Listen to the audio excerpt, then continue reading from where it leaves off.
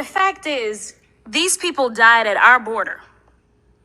In Texas, we are here today having a hearing, and the pro-life party does not want to talk about the fact that there was basically state-issued or sanctioned death at the Texas border. There can be nothing more inhumane than the fact that we have not even decided that we were going to discuss this on the pro-life side. But you know what? I do want to talk about some other facts that we have. Republicans can't do the basic job that we are supposed to do. They can't figure out how to do a budget because we're 6 months behind, but somehow they are going to solve this complex issue of immigration. I seriously doubt it. And to quote a great known as Riri, also known as Rihanna, how about we give a round of applause, a standing ovation, because we have absolutely had nothing more than performative politics. In fact, my Texas colleague just finished his comments by specifically talking about the election in November and who's going to win it. We are not here to campaign. We are supposed to be here to legislate, but we have done everything except for legislate. So let's go through a few more facts. Democrats have introduced legitimate, sensible legislation to address what we're seeing. My colleagues on the other side of the aisle want to grandstand for political purposes rather than work with Democrats and fix an immigration system that has been broken for decades. Republicans continue to vilify people, including mothers and their children. And as I just said, we just lost a mother and her children. We also know that the gentle lady from Florida, who happens to be the only member to give birth this session, specifically admitted that she actually wants a child separation policy. I can't think of something more ironic than that particular member specifically advocating for child separation policies. Republicans are yelling that states don't have the tools to help with migrants, but rather than work with Democrats, Republicans are targeting communities of color and Democratic cities like Chicago, New York, and Philadelphia. And while they say that it's about Democrat-run cities, I do want to point out another similarity that they have. These are cities that are run by African Americans. So while I know that they love to pretend as if there are no racial undertones, it is just striking to me that we specifically are going after African American run cities. And we talk about the mayor of New York. I don't know when I've ever seen so much bipartisanship and agreement out of the Republicans, but they continue to talk about what the mayor of New York has said. Let me tell you about somebody else who wanted to speak out about New York, and I want to make sure that she understands that the Democrats aren't the problem, but the Republicans are, and that's Cardi B. Cardi B specifically talked about her frustration because the mayor came out and said that they don't have the resources that they need. But guess who has actually tried to give the resources to these cities and who has stood in obstruction? President Biden. To be clear, President Biden has tried to give state and local governments and nonprofits federal resources to support temporary food, shelter, and other services, but MAGA House Republicans are refusing to give those cities and states those resources. President Biden has tried to put 1,300 more Border Patrol agents at the border to help, but Republicans have obstructed that request. Republicans want to cut the flow of fentanyl coming into the United States. President Biden has tried to give our border agents 100 new cutting-edge inspection devices and add 1,000 additional law enforcement personnel. Republicans obstructed that request. Honestly, I can't tell if y'all are for anything other than obstruction and cruelty.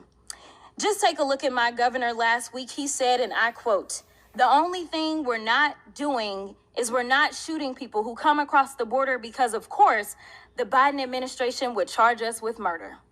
I know Governor Abbott doesn't understand the law, but let me say this. That absolutely would be murder. And with that, I'll yield. Jasmine Crockett, D. Texas, name-dropped Rihanna as she jokingly applauded Republicans for putting on quite a show at a House Oversight Committee hearing. The Texas Democrat, at a hearing on immigration, called out GOP lawmakers for not doing the basic job they're supposed to do and cited the looming government shutdown before her reference to the pop star. They can't figure out how to do a budget 'cause we're 6 months behind, but somehow, they are going to solve this complex issue of immigration. I seriously doubt it, she said. And to quote a great known as Riri, also known as Rihanna, how about we give a round of applause, a standing ovation, because we have absolutely had nothing more than performative politics. Homeland Security Department, on Saturday, accused Texas of blocking federal agents' access to the Rio Grande as the migrants drowned in the river. We are here today having a hearing, and the pro-life party does not want to talk about the fact that there was basically state-issued, or sanctioned, death at the Texas border, Crockett said. There could be nothing more inhumane than the fact that we have not even decided that we were going to discuss this on the pro-life side. Crockett later claimed President Joe Biden has attempted to give state and local governments, as well as nonprofits, federal resources to support temporary food, shelter and other services to respond to the border crisis. But MAGA House Republicans are refusing to give those cities and states those resources. President Biden has tried to put 1,300 more Border Patrol agents at the border to help, but Republicans have obstructed that request, Crockett said. She continued, Republicans want to cut the flow of fentanyl coming into the United States. President Biden has tried to give our agents 100 new cutting-edge inspection devices and add 1,000 additional law enforcement personnel. Republicans obstructed that request. Honestly, I can't tell if y'all are for anything other than obstruction and cruelty. As Americans head to the polls in 2024, the very future of our country is at stake. HuffPost. This is a ridiculous expectation, so ridiculous as to raise the suspicion that it's intended solely to render the bill unworkable and meaningless. This amendment would serve only to challenge law enforcement who are properly doing their job to stop smugglers and illegal aliens from terrorizing their communities. If the gentleman has opposition and has an offer to define actively assisting, then that would be great. But the reality is that what's going to happen is what we've seen happen in the state of Texas, where we have a governor who has murders on his hand as far as I'm concerned, because we've had active deaths at the hands of mishandling this. If this is going to be a federal issue, then the federal government needs to be the ones that are absolutely going to be over federal law. Thank you, Mr. Speaker. As legislators, it's our job to make sure we are not moving forward with drafting legislation that is on its face flawed. If we want to legislate and address immigration, let's mean what we say and do so in an effective manner. And this bill does not live up to that standard. The inclusion of the term actively assisting is ripe for judicial scrutiny and will undoubtedly result in court challenges, wasting taxpayer dollars and government resources. But fiscal issues caused by poor legislative drafting are the least of my concerns with this bill. This language is so deeply concerning because we already have been witnessing how aggressive policing tactics and unconstitutional racial profiling directed by rogue governors like Governor Greg Abbott have led to severe harm to and has undermined our legal system, all in the name of actively assisting the U.S. Border Patrol. Take, for instance, this past Christmas, where U.S. citizens, a husband, wife, their 13-year-old daughter, and their grandmother living in El Paso were wrongfully targeted by Texas officers in unmarked vehicles after they were coming back from visiting relatives just across the border in Mexico. The officers ran the family off the road, and at least 4 Texas Department of Public Safety officers wearing street clothes and tactical vests quickly surrounded their car and began pointing semi-automatic rifles at them. Because of the accident, the grandmother had to receive x-rays and still has lingering back pain. The daughter, likely traumatized from having weapons of war pointed at her and her family. No one, including me, doubts more must be done to address the problems we are seeing at the border. But this type of unlawful harassment of citizens is not it. And to be clear, my amendment in no way prevents federal, state, or local officers from working with Border Patrol agents, nor does it say that federal, state, and local officers do not have a role to play here. In fact, several border counties, including counties in Texas, already have U.S. Customs and Border Protection memoranda of understanding with state and local officials to work with immigration enforcement. Nothing in my amendment would prevent these written agreements that lay out their clear chains of command and clear codes of conduct. But what my amendment does is to prevent state and local law enforcement from acting lawlessly at the misguided direction of a governor who refuses to work with men and women of the United States Border Patrol because he thinks he is above the law. If my Republican colleagues reject this amendment and keep the current language, they are supporting actions that have historically lacked due diligence to prevent harm and encourage lawlessness that leads to more dangerous instances like the one that occurred at Christmas. If the House rejects this amendment, it will give Governor Abbott a tool to carry on in his unconstitutional border policies without federal oversight and coordination. I urge my colleagues to vote in favor of this amendment. Thank you, and I reserve. I'm somewhat fascinated by my colleague on the other side of the aisle talking about evidence that doesn't exist. While I sat in a room during the last administration and they literally made up evidence to impeach a president, evidence that didn't exist, or supported lies that do exist to impeach a president. And so his words fall a little hollow at this moment. The only thing that my colleague heard was about made up evidence as it relates to the former president, the twice impeached 91 indicted count former president who's currently sitting in a fraud trial, who's also been found liable of sexual assault. The only thing that he heard was this bit about made up evidence. And so he says, well, the Democrats didn't have the right to do what they did when they impeached the president. I disagree. And it looks like at least 4 grand juries feel like they've got some evidence, or maybe that's made up as well. I come in this committee, and just when I think I can't be shocked anymore, I get shocked to the next level. And I listened to Dan, who I was with him in Israel in August, and I listened to him tell very real stories of real issues that are taking place in this world right now, issues that we have been charged with the responsibility of being the adults in the room and trying to solve. However, the past couple of weeks, since October 7th, I have met with numerous families of hostages in Gaza who are searching for any information about their loved ones held in captivity. This is Abigail. Now, Abigail somehow got away and ran to Avichai's home, where she was also kidnapped with Avichai's wife and 3 children, and they all remain in captivity, at least we hope. Now, I've had the opportunity to meet a couple of times over the past few weeks with Elizabeth Naftali, Smadar's aunt and Abigail's great aunt. She is absolutely devastated with grief, fear, and worry about her little niece Abigail. What did the committee Republicans do last week with Miss Naftali? They did not reach out to her to see how Congress could be of assistance to her as she grieves and waits for information about Abigail. No.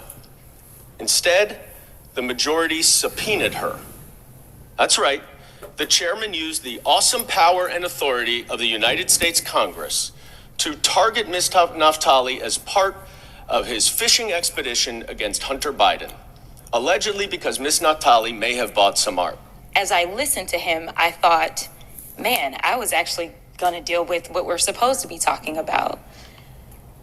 And then, of course, I get a colleague from the other side of the aisle who could hear of the pain and suffering as Dan was telling the stories.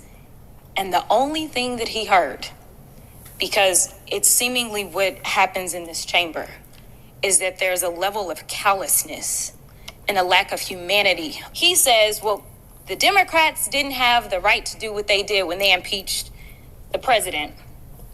I disagree. And it looks like at least 4 grand juries feel like they've got some evidence, or maybe that's made up as well. Or maybe once the convictions come down, which there will be a conviction in some territory. I say that with all confidence as someone who was practicing law for 17 years. I'm sure they will say that that was made up. I'm sure that they don't believe the co-defendants that have come out and pled guilty as it relates to the charges in Georgia. And I'm sure they think that that's made up. Just like they said that January 6th was made up after they ran for their lives. And I'm sure that they believe that the convictions that came out of January 6th, those were made up too. But let me tell you what's not made up as they live in their fairy tale world. What's not made up is that the government has a looming shutdown in 3 days, and they decided to drag you in and talk about the job that you're not doing. And before I go into it, I do appreciate the work that you do, especially as a girl that grew up in St. Louis, Missouri, and fondly remembers the better days of Missouri when your father was the governor. So I will tell you what is not made up and what is real life. Number one, I want to recenter us on what it is your job is. Your job ain't got nothing to do with telework last time I checked. Is that true or not? That's correct. Okay, all right, because I don't know how the American people are going to get this straight when the members of Congress can't really figure out what your job is. So that's not your job, but you deal with a lot of real estate. So I just want to zone in on that because I don't have too much time left. But for those that don't understand, there's government leases, and most commercial leases go for more than a year, say, right? Yes. Yeah, usually more than maybe even 2 years, right? Yes. Usually a commercial lease is a very long-term lease, correct? And the price usually goes down the longer the term. Absolutely. So typically you're inclined to sign a longer lease, all right? But none of us saw COVID-19 happening. And while we are centered on talking about telework, it is really important that we zone in on something that you've said over and over, and people are ignoring you. You said what makes it difficult for you to do your job is a lack of certainty. And this government shutdown, this is the second one just this year that we're running up on.